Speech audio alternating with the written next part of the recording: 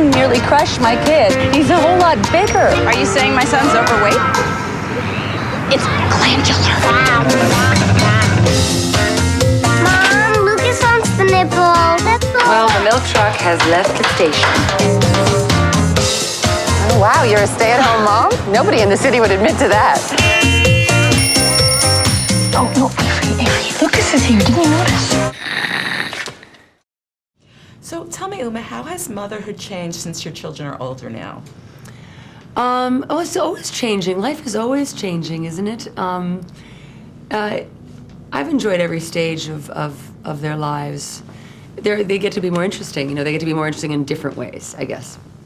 Now, this woman makes the tremendous sacrifice of putting her career on hold. Have you done that in your own life in any way? I booted my career to the back seat for a good amount of time, but I've tried not to ever let it go, and I try to get back to work, and I am trying to get back to work. I feel like I've sort of taken a look at it, and I think it's time.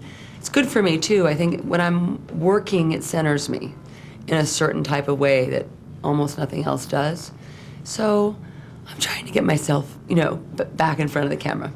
What are the greatest challenges that you face balancing career with motherhood, would you say? Balancing, I don't know about balancing, because how do you balance, you know, totally absorbing necessary, you know, competitive things, you know, you just do your best. Now, this mother has the challenge of sort of navigating the Mamarazzi at the playground and trying to, you know, go over politics and such with other mothers. Have you ever faced that? Have I ever faced Mamarazzi?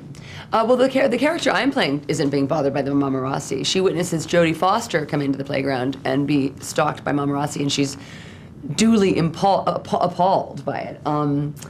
So that was one of the kind of little, but that exactly happens. In fact, in that very playground, it's even happened to me when I, you know, had my first kid. So it's just I think just a good bit of woman-to-woman social commentary. Well, what do you do when something like that happens? How do you handle that? Oh, you know, try to make less of it. Mm-hmm. Tell me, what do you think this movie says about motherhood? What's sort of the different take that it has on motherhood?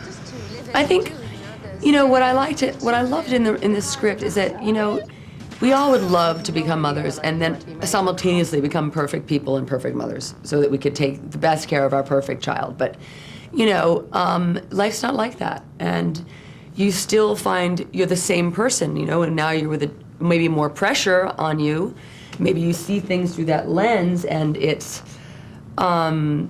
stressful, you know, in a different kind of way than it used to be. But it's so rewarding. It's the greatest, most rewarding thing in the world, but it's, you know, it doesn't get boring.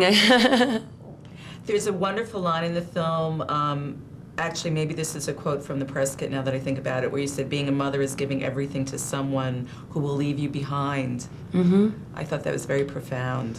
I thought some of her writing in it was really beautiful. And, you know, she also says you can take a picture of your child every day, and every day they just be getting older. And, you know, it's heartbreaking, but it's part of life. Beautiful. What's your next project? I have Percy Jackson coming out in I guess, February, and I'm starting a little film called Ceremony. What are your roles in each of those films? I play Medusa in Percy Jackson with snakes, and I am playing a woman in the other one. Now, are you going to wear a wig of snakes? How are they? They had amazing snakes. You'll have to just wait and see. Looking forward to that. Thank you. Motherhood is about accepting things that you cannot control. Did you say how heartbreaking that fact is?